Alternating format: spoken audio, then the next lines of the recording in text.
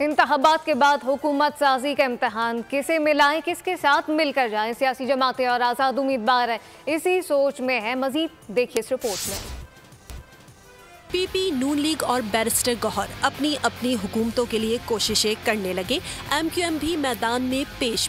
बिलावल भुट्टो ने कहा, उसूली तौर पर अक्सरियती जमात हुकूमत बनाने की अहल है, हमारे बगैर कोई हुकूमत बना ही नहीं सकता। अभी तक पाकिस्तान पीपुल्स पार्टी का कोई ऑफिशियल कॉन्वर्सेशन ना नून लीग के साथ, ना PTI के साथ, ना किसी और जमात से हुआ है, ना बलूचिस्तान में, ना पंजाब में, ना वफाक में पाकिस्तान पीपुल्स पार्टी के बगैर हुकूमत बनता है। उधर बैरिस्टर गौहर भी सरगर्म है, कहा वफाक और सूबे में वो हुकूमत बनाएंगे वरना अपोजिशन में बैठ जाएंगे, किसी के साथ इत्तेहाद नहीं होगा।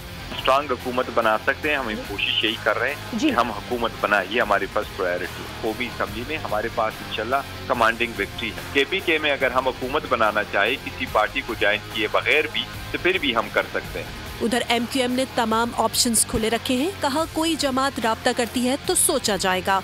MQM जमहूरी तरीक़ेकार के मुताबिक आगे बढ़ती है और उसके लिए MQM के दरवाजे तमाम सियासी पार्टियों के लिए खुले। कोई भी सियासी रहनुमा सियासी पार्टी MQM के पर आती है, हैदराबाद आती है, हम उसके साथ बैठेंगे, बातचीत करेंगे और मुल्क की बेहतरी के लिए, पाकिस्तान की बेहतरी के लिए, जमहूरी रवायत की बेहतरी के लिए और पार्लियामेंट को मजबूत बनाने के लिए। अगर कोई नेक्स्ट स्टेप आएगा तो इन तमाम चीजों को दोबारा रिपीट करना पड़ेगा, फिर MQM जमहूरी तरीक़ेकार के मुताबिक आगे बढ़ती।